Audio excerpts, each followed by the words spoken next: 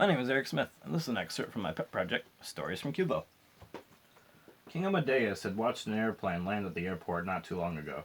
He had been standing on the balcony outside his tower bedroom. The airport was quite close to the castle. Soon enough, his personal assistant appeared in the doorway. "Your Majesty?" "What is it, Jordan?" the king asked. "Sir, a body was just discovered on the airplane that landed 45 minutes ago," Jordan explained solemnly. "A flight attendant by the name of Penelope Castillo." "How did the woman die?" Amadeus asked.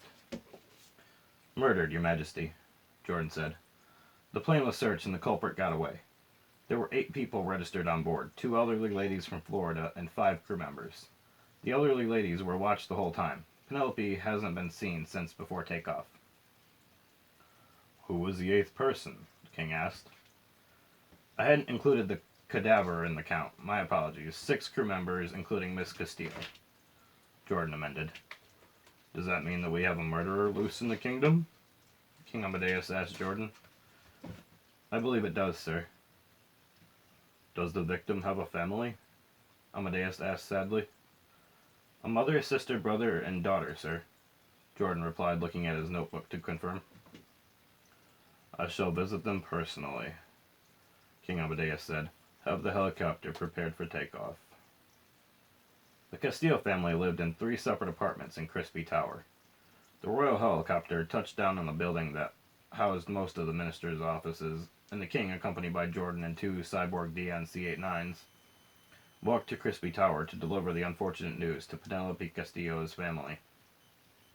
The first apartment received no answer.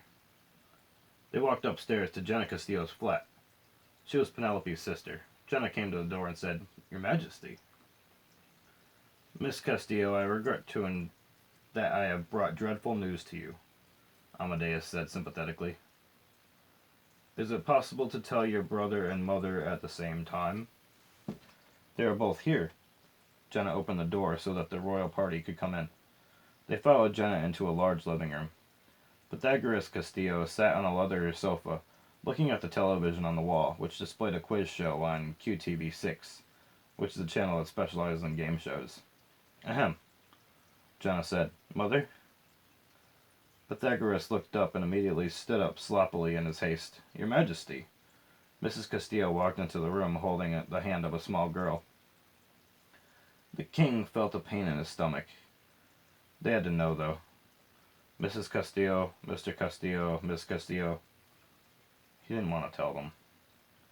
"I have grave news. A murder has happened on a flight from London. It was Penelope. I am immensely sorry." The 3 adult Castillos looked shocked. The little girl was barely 5 years old and didn't quite follow the king's announcement. "I do apologize, but I do have to meet with the ministers and mayors."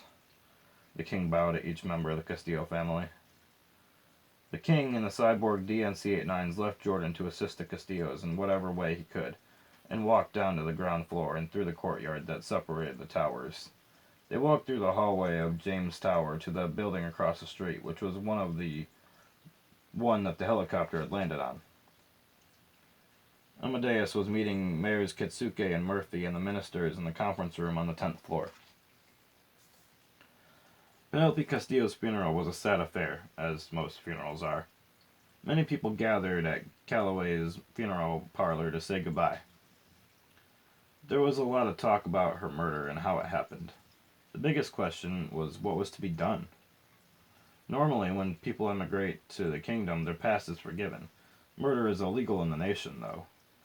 If you had murdered in another country and then moved to Q-Ville, you weren't likely to be prosecuted if you didn't kill anybody else. Penelope, however, had already been a citizen of Q-Ville, and her murderer was now loose in the nation, hiding somewhere. The situation had been unforeseen, and it had brought a lot of questions to the forefront.